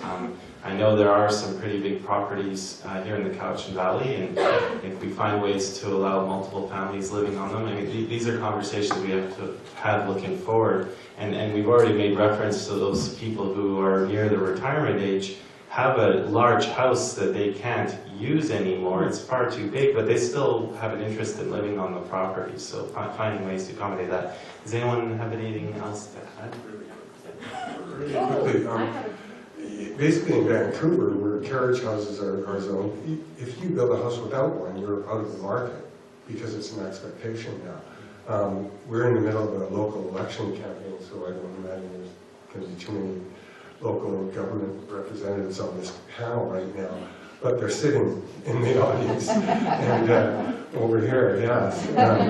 And so, I'm sure they'd be welcoming your questions, but I want to say that they've been really progressive people in this region, working with provincial government and partnering on projects and making way for projects. There was a notable setback recently in Duncan, but I'd have to credit Mayor Jean-Yves for the work that he's done over the years. In 2005 to 2009, when we were struggling with homelessness issues in the valley, he was one local representative to step right up. And we've got North Cowichan councillor beside you who's a champion of cooperative housing. So they're out there, and we're willing to work with them on building code amendments, and we've already taken steps to empower local government to zone for exactly the kind of housing that you're recommending. Some of it goes beyond just simply zoning for housing. Some of it goes to the transportation ministry and the minimum requirement for width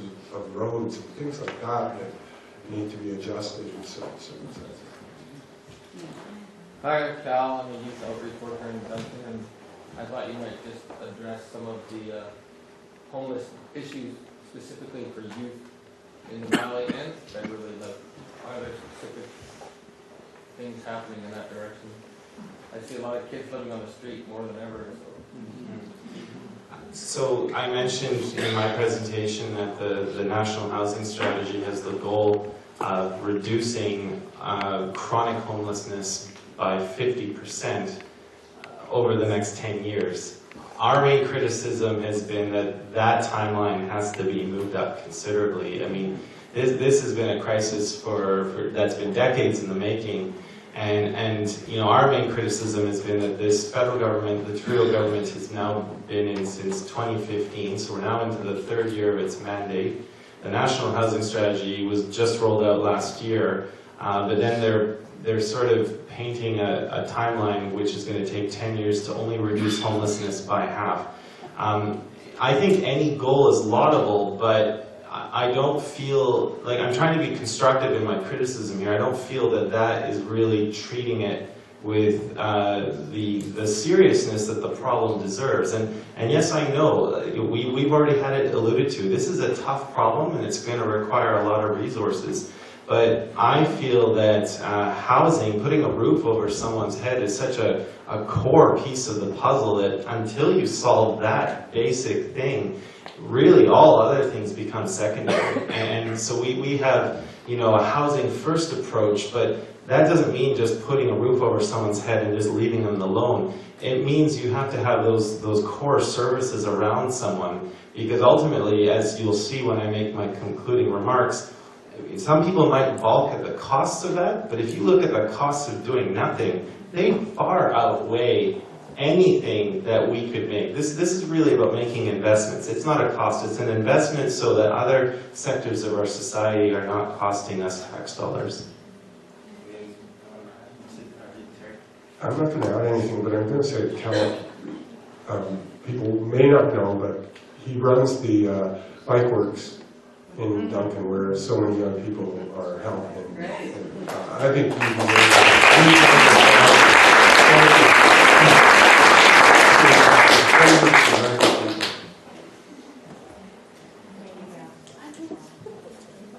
Hi, Cal.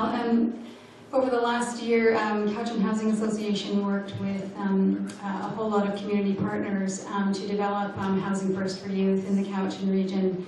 And that was a very long process, and it was largely youth-led and driven. And at the end of it, we have a plan for Housing First for Youth that is ready now to be funded.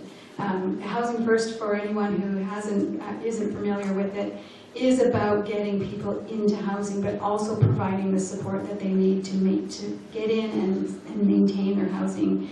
And it's geared specifically to individuals who face a lot of challenges in life and who can benefit from having a roof over their heads and having support to move forward in life. And at the end of that project, which just concluded in summer, we have 4 housing projects that were identified and have been taken on by local nonprofit organizations. One of them, in fact, is Canadian Mental Health Association, Cowichan branch, who has taken on a youth shelter project that they're working on. Social planning is working, as I mentioned earlier, on a youth respite program. And CMHA is also working to expand their transitional housing for youth. And I want to give a shout out also to Leilam, who is the project that you're working on, Debbie, that's going to be multifaceted, and that will also hopefully be able to work with youth as well. And I just want to repeat again that that Housing First programming, that work to work with youth is now at a place where we can go forward and get funding, because now we have a plan. So I'm just looking at the clock. We are running out of time, and I just want to give our panelists a quick minute or two to maybe say some concluding remarks. And those who didn't get questions, I will stay around. We'll stay around for questions. But do you want to just make some quick concluding remarks? Thank you. We're facing so many crises as a province of people, and they can be listed, they can be counted, but they're all interrelated. And so many of them find their basis in inequality in our society. So it's with a sense of injustice that we view these problems. And it's a sense of outrage to our sense of justice that drives us to find solutions.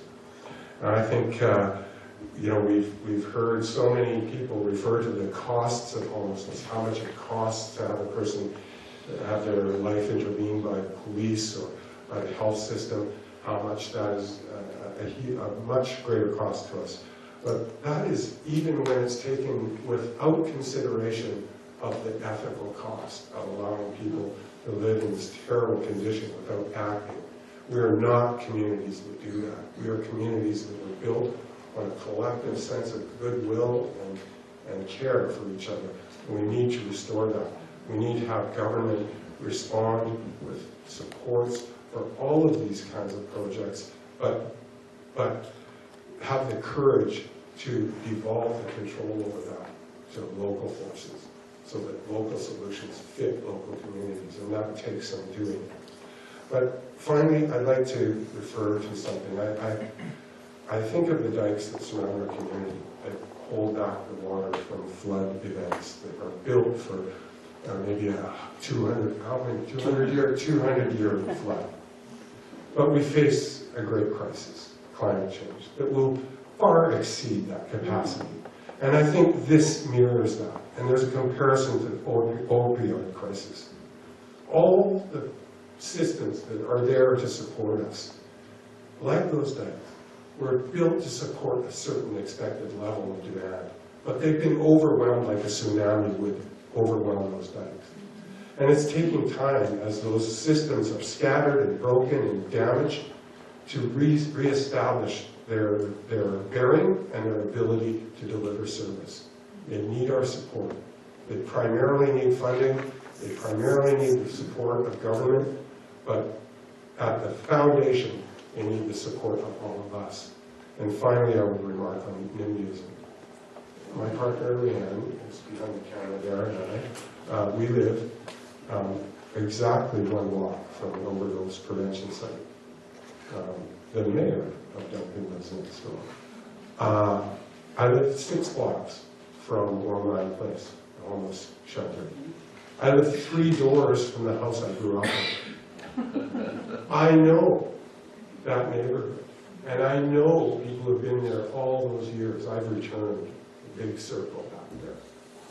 I know it's a more healthy neighborhood because those services are there. Just like in Nanaimo, Uplands Walk, that serves people who are the same people who would be in the homeless camp in Nanaimo now, is a success.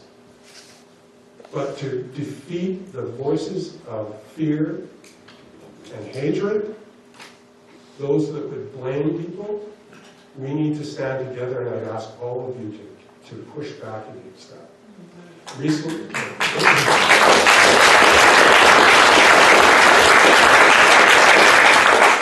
the coroner's report on opioid deaths, right? 9% of people who died were homeless. 44% were males working in either the construction or transport industry. We are suing opioid companies because they know that 20% of people who are prescribed opiates for injuries become addicted.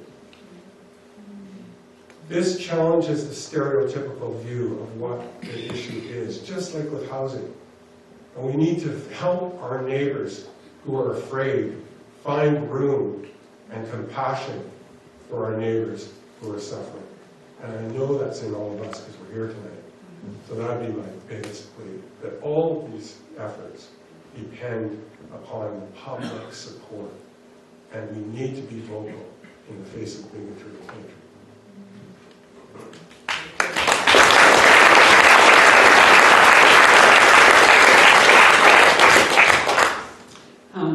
We've done a lot of work with Macola Housing Society. We're one of their partners. When Macola first formed, they were just a Victoria Housing Society, and Duncan was the first community that they branched out outside of Victoria. And they approached the Friendship Center and met with our board and said, we'd like to work with you. We want to grow outside of Victoria. And their first project was on Trunk Road, and there was a neighborhood petition against the project because it was an Indigenous project.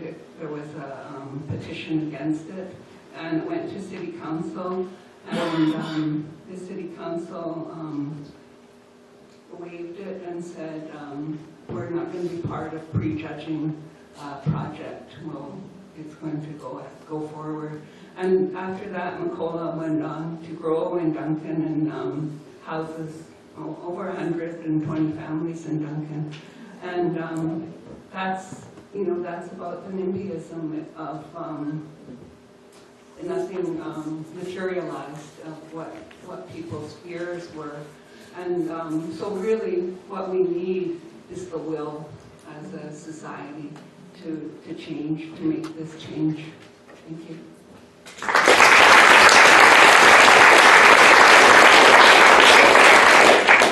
I don't think there's much to say after that. I mean, we're talking courage and leadership and acting like we care about each other, which we do, and acting like a community that's going to solve problems together, not look at reasons why something can't work. And I think that, speaking to NIMBYism, and what you're saying as well, Debbie, around leadership, right, in terms of our elected officials.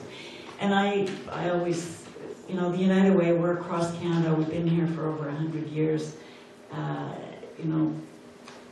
We're blessed to have donors giving to us and then investing in great organizations. So I watch the magic of giving, and so I always conclude my remarks. I mean, you can be part of the solution by donating. It doesn't have to be to United Way. It can be any of the great organizations on the ground in this community. I would say, think about your voting. Donate. Vote. and volunteer, right?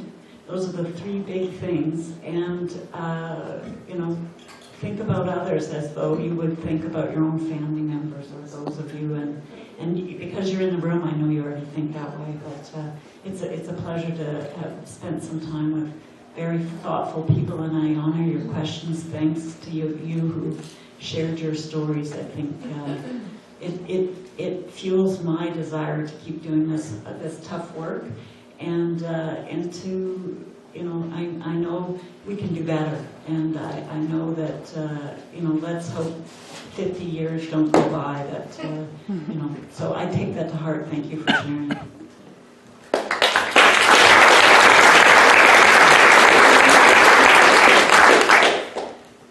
Impossible to add to all of those eloquent words. Thank you to all three of you.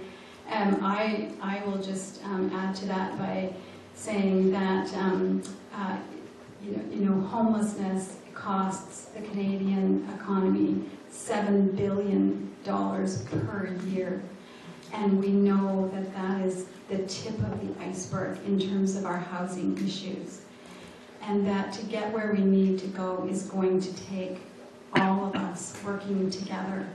I'm reminded of a mayor's panel that I saw last March, heard talk about housing, and the question posed to them was, you know, we've just got to get creative, and we've got to change our zoning and regulations in order to allow more innovative forms of housing. And the response was, and this is leadership in action, but it's also a chicken and egg, and that has been mentioned by members of this panel, which is, the answer was, we would love to support that, but remember that it is the members of the community that determine policies as we go forward, and when the public speaks, elected representatives want to listen. So I come to the conclusion that it is all of us. It's about how we choose those who lead us, and then it is about those who lead us and the decisions that they make.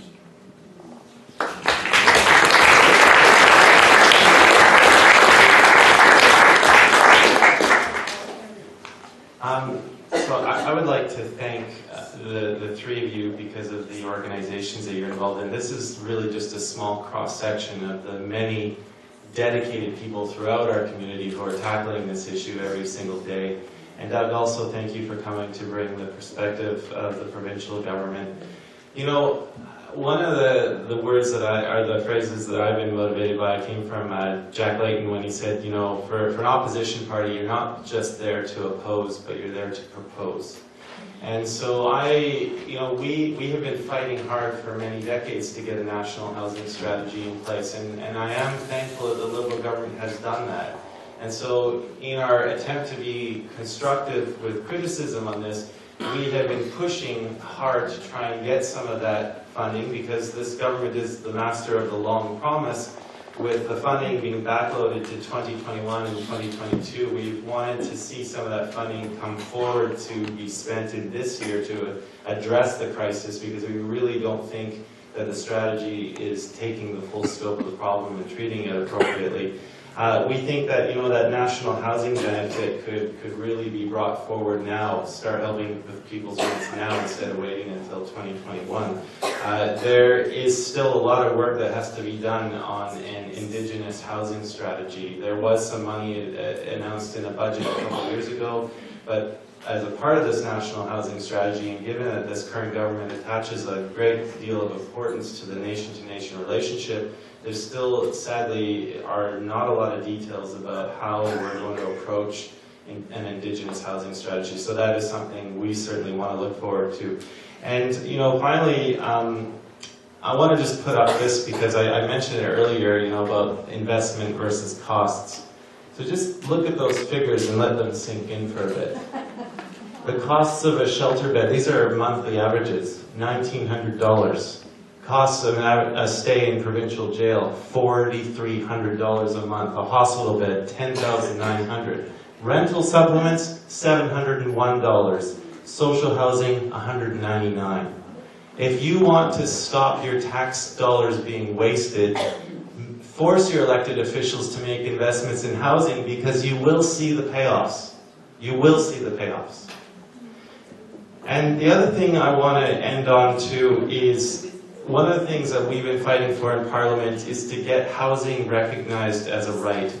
My colleague Rachel Blaney, who's the Member of Parliament for North Island Powell River, had a private member's bill, and unfortunately was defeated in the House of Commons, but it sought to install housing as a right through the Canadian Bill of Rights, because we felt that by putting in that strong legislative backstop, it would give people that certainty, and it would also hold governments to account for the policies they put in. It would force them to actually follow through, because there's that legislative backstop. So we will continue to fight for housing to be a right. It's something that Canada has signed on to in the 1970s, and I know the current government wants to progressively realize that right, but we feel that that should be something that's put into place right now.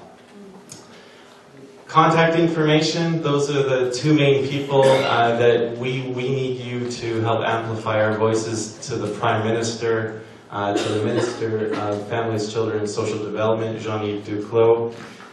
Those are the people that this whole exercise is aimed at. And Alistair, can I just make a note? Yeah. We want to go after designated funding under the Reaching Home project. There's only probably going to be one, maybe two communities in BC that will get that additional funding, and we want to make that case for this community. So if you're going to send an email off, it's called designated funding under Reaching Home. We want Cowichan to get that funding.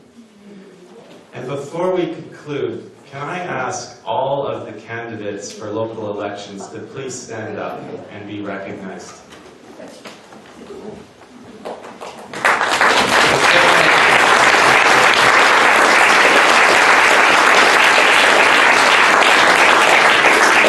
I think it's important that we salute everyone, their courage for putting their name forward, for having that passion and community involvement to argue for their ideas, because local government is an important partner in this. And so I wanted to recognize all of you for putting your names forward.